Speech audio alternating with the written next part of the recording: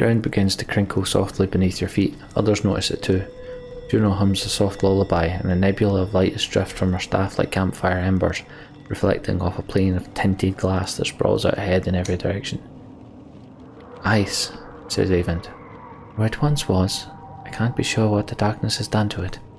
Unlike the jagged shale you've tramped so far, it lays in geometric patterns or flat planes, some hanging curiously in the air. Bogart dares a short slide onto it, saying, "Seems solid enough?"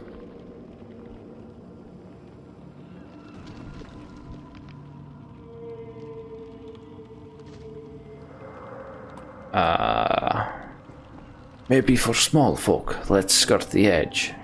Avens grouse, but only for a moment. Secretly, you suppose they're glad to not take the risk.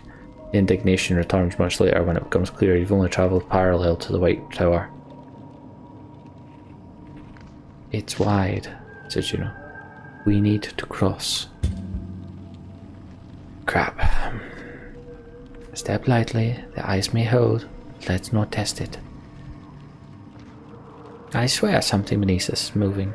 It was an ocean. Surely there are many things still there. Some bigger than others. And maybe we should keep quiet. Oh no. Oh no.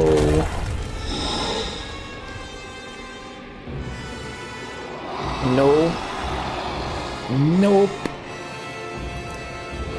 Did not want Sneaky Boy. Edgar Sormer. You fool on just chocobo marshed me. Juno grips her staff lightly, hands trembling. You've never seen that. She speaks low over her shoulder, but you hear it clear as a bell. No matter what happens now, protect Avent.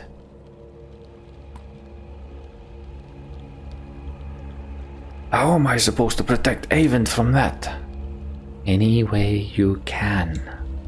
Serpent speaks. You don't understand its words, but you get the tone. Juno shouts back, and you understand her perfectly well. You failed again and again. You won't succeed this time.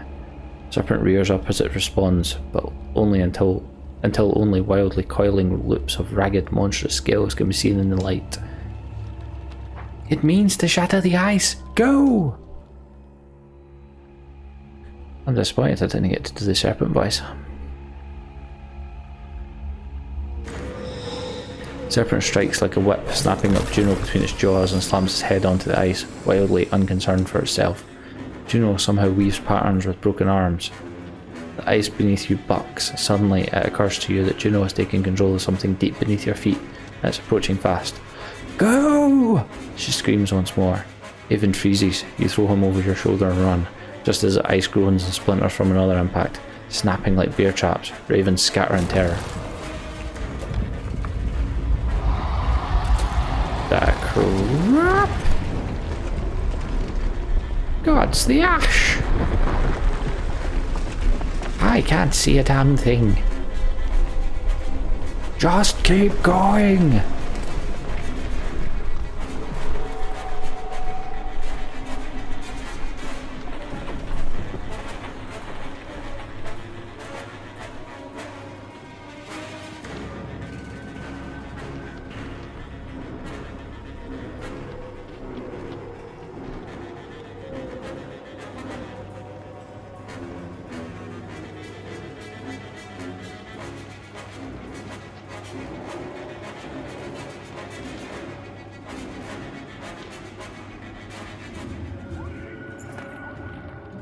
Is everyone here?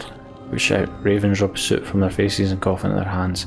Thick black dust haunts the air, kicked up by the Leviathan's thrashing. I can see her! Avon shouts. A globe of light detaches from the convulsing silhouette of the serpent, blazing through the air and crashing like a meteor far in the distance. Avon darts ahead with his own light. The rest follows. Crawl through the curtains of dust. It's suddenly dark as a moonless night. Juno's light dims and winks out. Hurry! Shouts Avent. Soon you admit it's impossible to know if you're heading the right direction anymore. Avent begins to panic.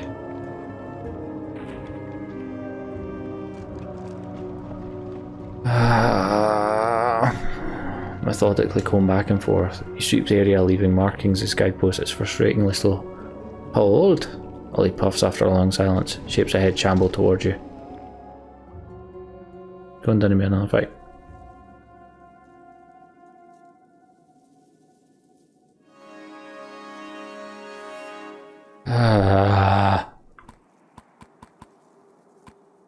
Yay, I can take him out of the party again. Good. Right, Valgard, you get back in, thank you.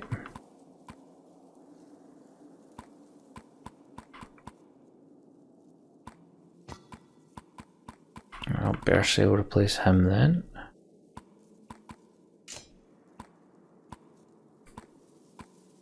Instead of Juno. What abilities has she got? Strength of will, heal injuries, ride the light. Ah, yeah, ride the lightning, that was it. Back, he's just a spearman, isn't he?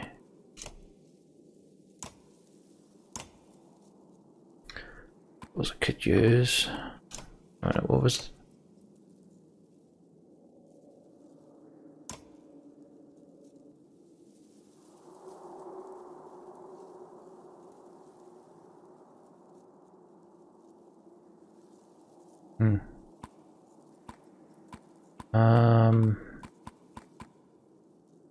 Ollie? So let's just take Ollie. And my apostate is coming with me regardless.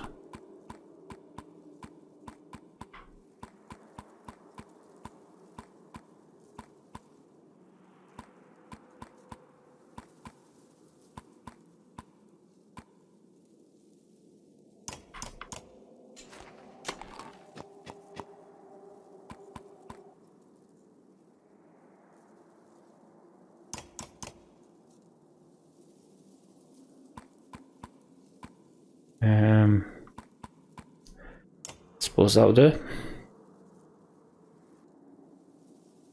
Don't like not having my comfort blanket in Juno's pretty much infinite res.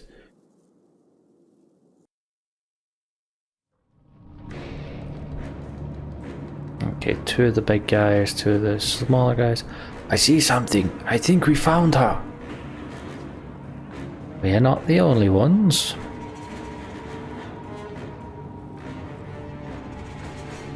I need to take care of the stone singer over there. Aside from that, we should be alright. Right, so I need to move back. Good.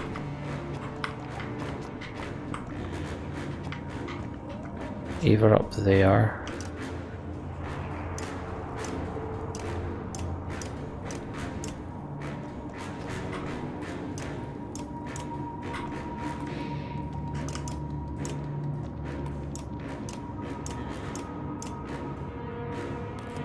And you can step back to there as well.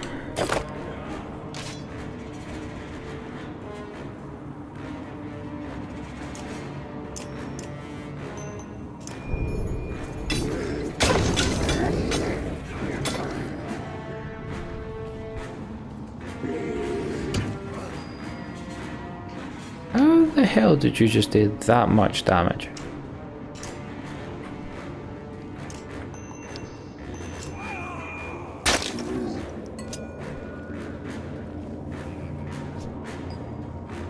He's just put something on the battlefield. Don't like it.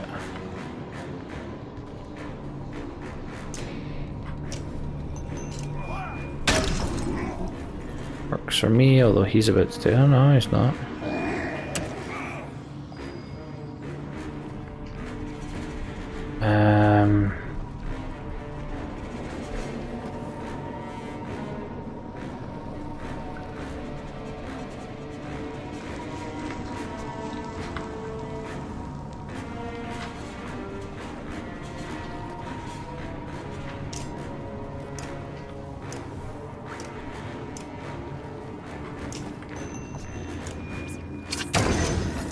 Oh, one left. Damn it.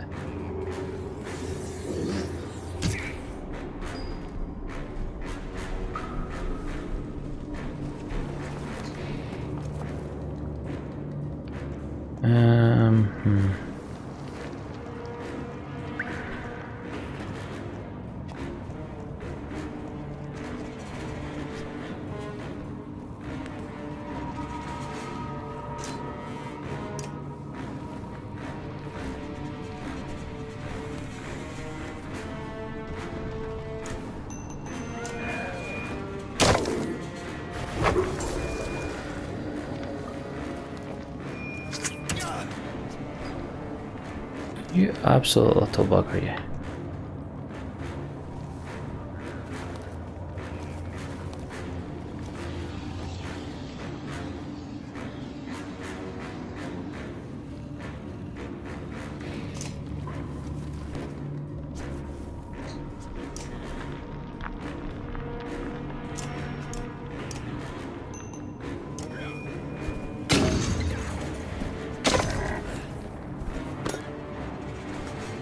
Well, that was helpful.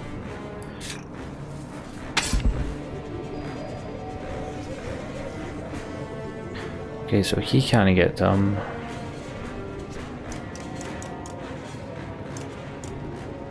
almost done Singer again before. Or Slag Slinger, sorry, again before. Or it should be an issue. Cool.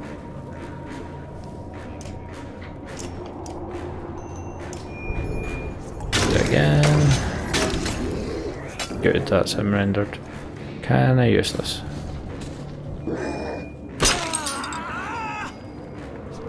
Still obviously do that, but that's fine. 7 and 5, yeah, we'll take these 7 off of the big guy. Or the 5, sorry.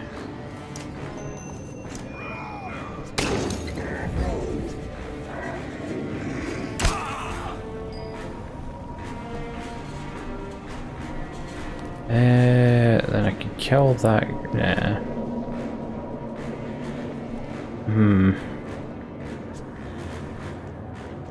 Could potentially kill both of them.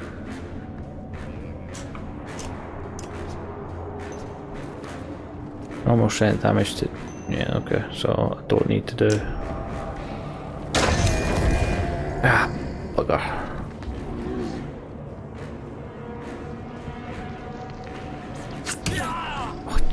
Ollie is wrecked.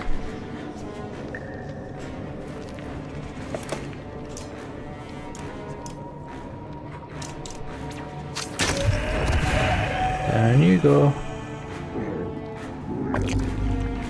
Ollie's dead. Oh, he felt like Yeshua.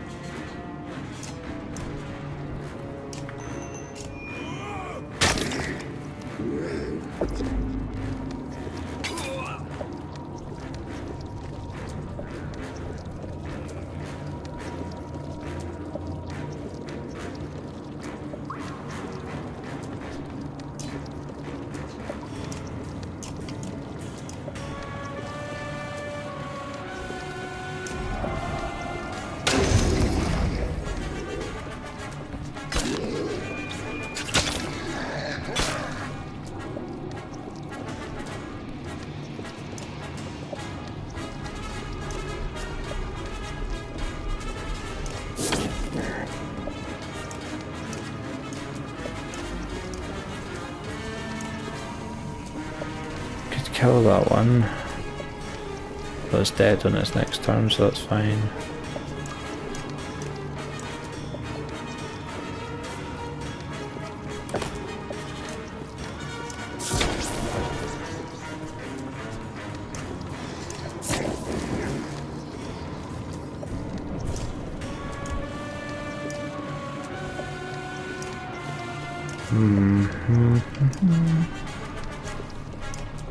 Yeah. No, you weren't just supposed to stop there, damn it.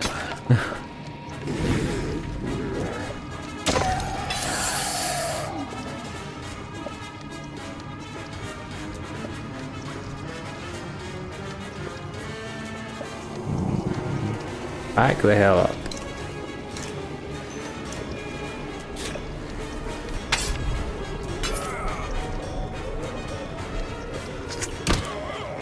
fine.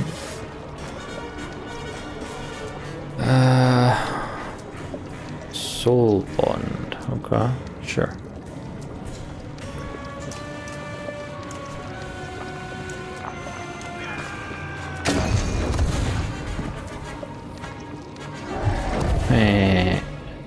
What you get?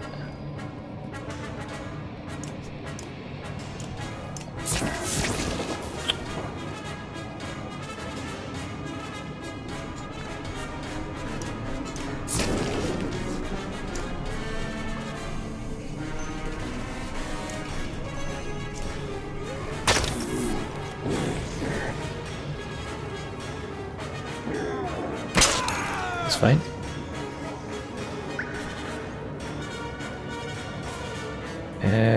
Yep.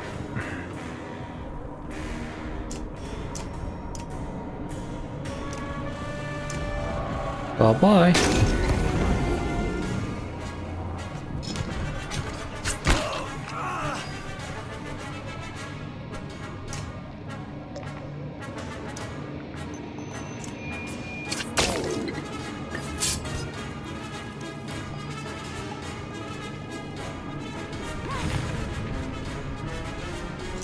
Oh, he's got 20 for strength now. Oh my. See ya.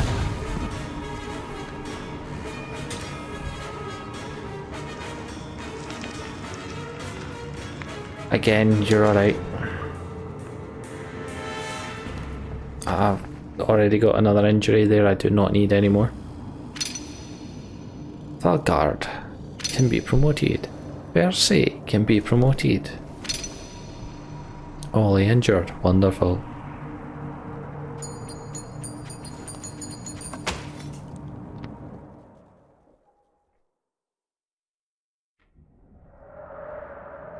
You find Juno's body laying out on the ice. She is mangled, barely recognisable, grotesque. No coming back from that. The serpent in the fall didn't kill her, the slag did. Not to mention, she's just been laying out in the darkness, who knows how long. This is the end, isn't it? Failed. What do we do? We finish what we came to do. This is not the end. Evan's face and voice are expressionless, but tears streak his cheeks. You take her to the White Tower. Eva, please, pick her up. Doesn't sound like a request. She was already dead anyway.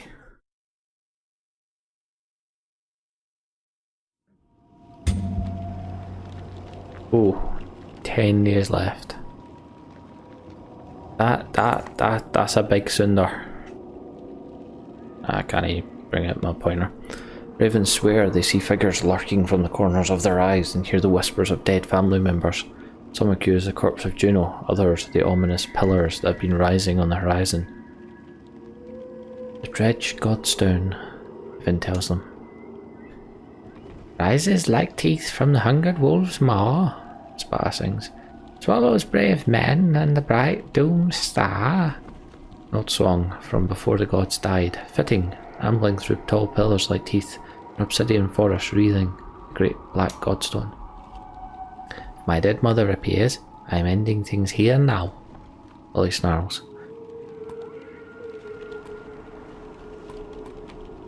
Make a joke at Ollie's expense. If your dead mother appears, you begin, but Ollie stares murder at you and the joke curdles in your mouth. Spark cackles like a mad hen. Nobody else dares. Could have gone worse.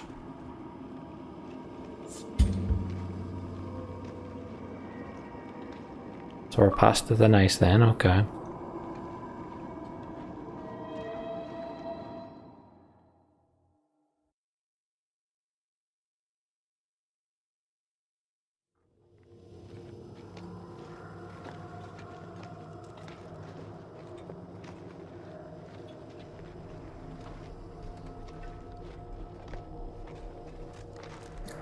Floaty things are kind of throwing me off. We push on, despite hope being lost, along with Juno, to something black and heavy ahead. Did the dredge build godstones of their own, Or They is did, this something? and hope is not lost yet, Ivor. You jerk in terror at Juno's voice in your head, her hand lightly squeezing your shoulder. She breathes softly. Well done. You can put me down. Nerves get the best of you in the bravest. Not another step, shouts Ollie, pushes his way to Juno. You died! Not another step till you spill it. All of it! Chorus of voices concur, echoing off the pillars themselves. Juno sags upon her staff. She looks at Avend, but a stare is leagues from here. All will be well. She starts, but jerks back from Ollie's axe blade at her neck. No more magic tricks, Ollie hisses.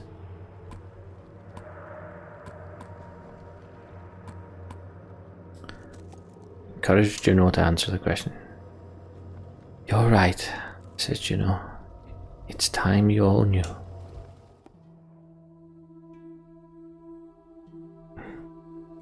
This will be more easily shown than told.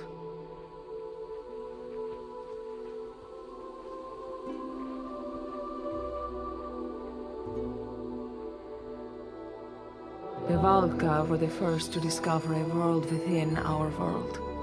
The inner earth, with its own lands, people, and sun. A source of power far greater than our own. Ivan is the leader of the Valka, brilliant, born with a mind devouring itself. I studied in secret to heal those wounds, and in time, we grew to love each other.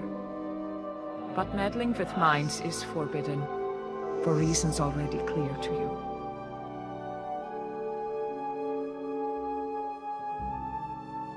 The council sentenced me to death. They agreed to spare Ivan the same fate if I went willingly. So I did. When Ivan discovered what had happened, he carried my body to the White Tower. In his grief, he drained the Black Sun of its energy, hoping to restore my life. The sun fell from the sky, ripping chasms through both worlds.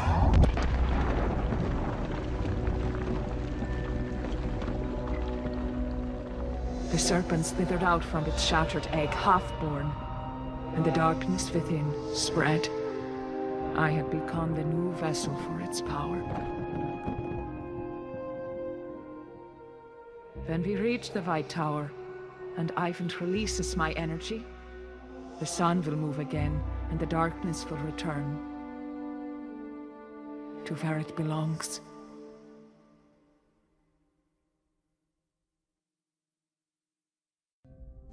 A hell of a love story.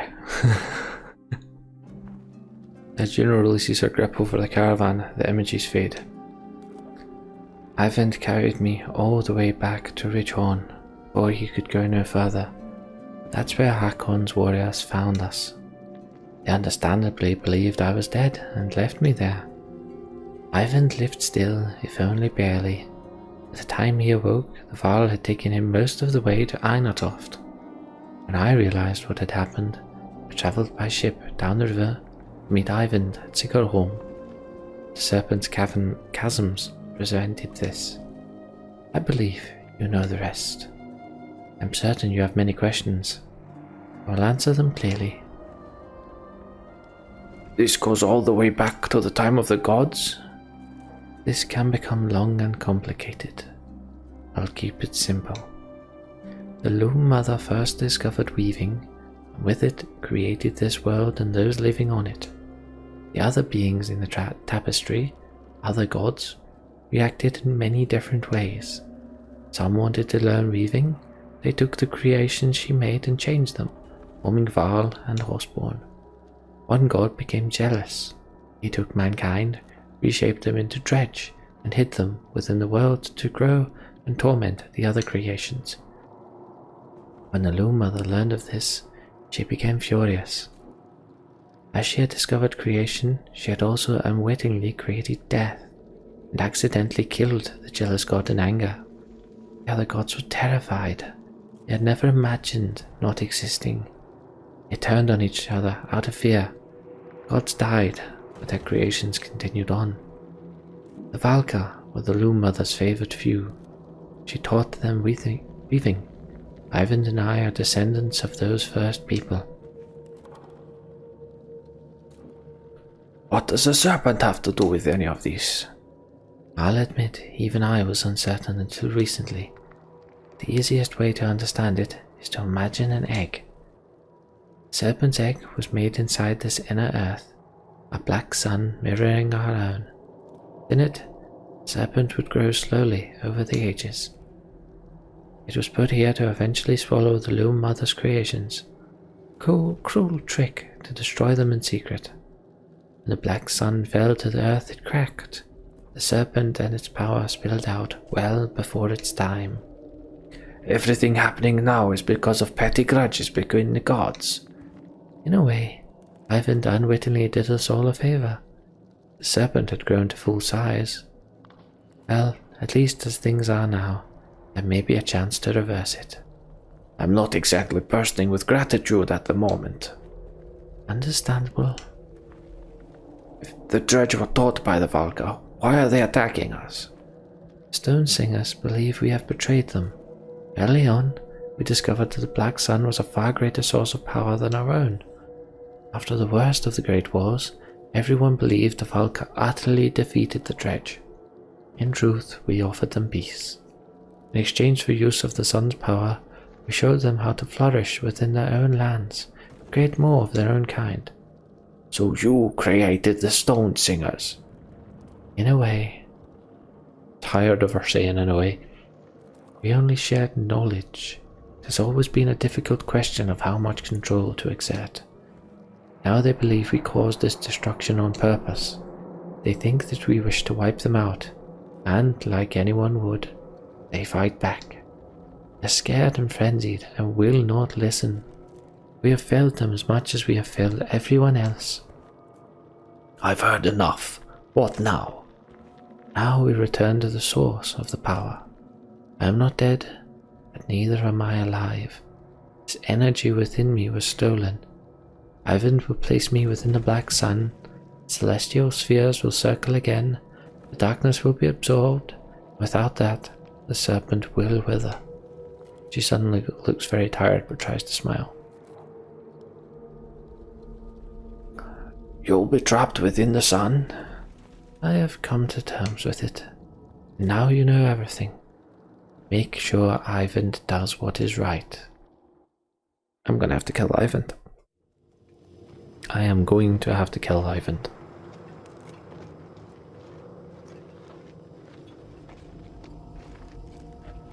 It's a hell of a big arm. I do not want to fight that. What's this? This little thing right here. That is a bloody big Sundar.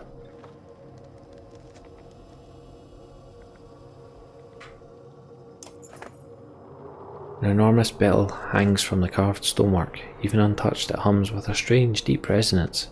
Alfred says, "Sculptors built this godstone to themselves. They raise bells made of those who have passed. Said that a part of them lives in the sound of these bells. They can visit their ancestors this way." Bar crosses his arms. That would explain the spooks. Stone Singer approaches the godstone, hangs up, shaking his head in warning. He seems to diligently avoid touching anything. At the godstone's centre, an enormous bell dwarfs the other, smaller chimes hanging throughout. The bell's handle calls to you on a primal level. Are you thinking of ringing it or kissing it? Bar asks. I wouldn't do either. Leave the bell alone. I can hardly think of a worse idea, you reply, stepping away. Curiosity weighs on you for a short while until the caravan separates from the godstone. Hey, if the dredge is shaking its head with its hands up, I'm gonna take that to mean I ain't touching it. I ain't touching it. Okay, how many days do people need? 3. Damn it. I don't know how many days I can spare.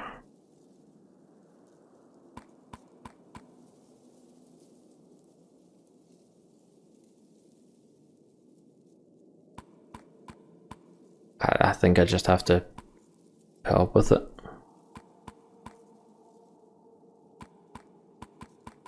When she comes in for him, and Bercy is as good as Sigbjorn now. Once I upgrade him. So, yeah. But you know what, just no, but do that.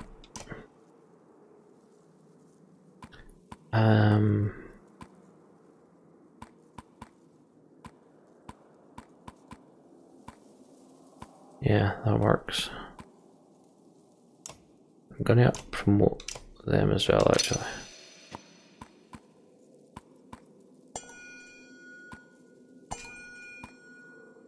Sure.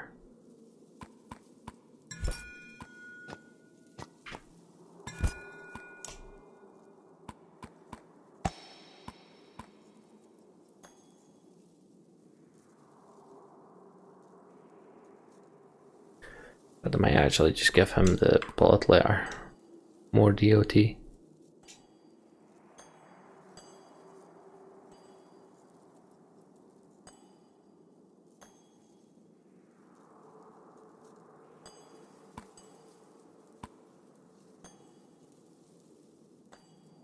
Yeah. There you go.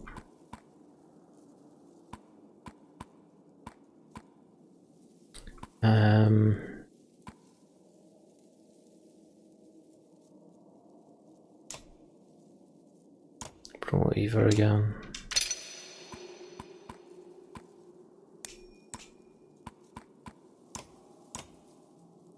Only costs 10 to promote them past 10. I didn't realise that.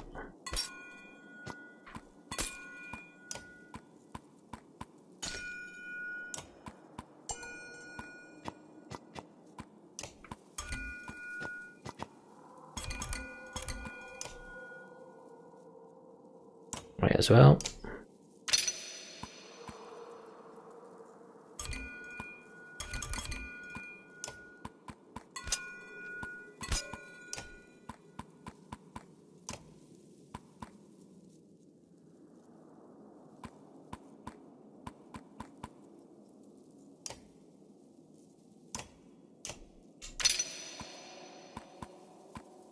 Might as well just upgrade them.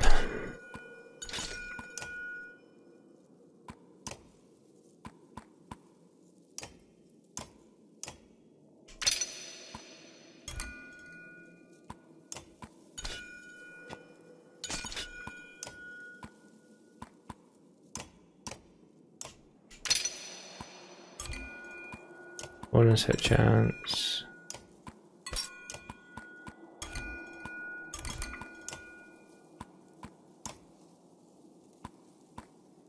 Yeah, that'll do for the now, I reckon.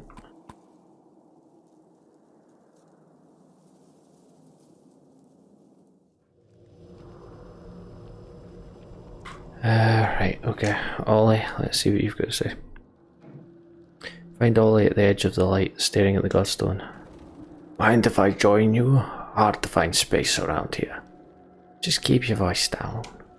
That vicious wrinkled biffle won't share any of his drink, and my head hurts. The distant Spar takes a moment from lazily tuning his langsill to throw Ollie a wildly inappropriate gesture. Ran out of your own brew? Lost me flask when that whale thing shattered the frozen ocean. Hear the things coming out of my mouth. Sober is no way to live, Eva. Ollie stares blankly into the distance. What's your drink of choice? What's yours? Duck's milk? Who cares? Ah, never mind me. You know how some men can't handle the drink? I can't handle being dry. Makes my head hurt. That seems like a problem. Never has been before. Who would want to take in all this majesty clearly? I haven't been this sober since I was 13. Locked up in a Borsgard cell. Well, he gets a faraway look in his eye. Rum's my poison, to answer your question. Believe it or not, I can't even throw these axes worth a damn, dry as I am. Get a few drinks in me, and I see bright ribbons in the air. Wait, you see lines of light? Damn right, showing me exactly where the axes are going to go. Usually, I keep that sort of thing to myself, but what's the point?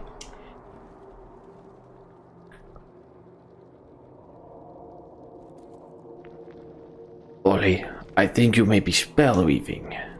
Ollie straightens his back as if startled. What are you talking about? Like menders do. Weaving, like this Nidinger who farts lightning and raises the dead, only when I'm drunk. And you're just using it to throw things better. Ollie erupts into laughter loud enough to make even Spar frown. What a time to be alive, eh, Farrell?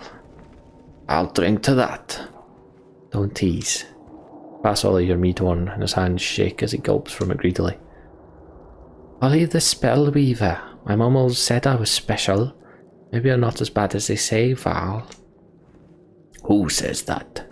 Just take the victory. Right, that accent went a wee bit all over the place. Yeah, again, no, I'm not wasting 3 days. I don't know how much further this White Tower is, so.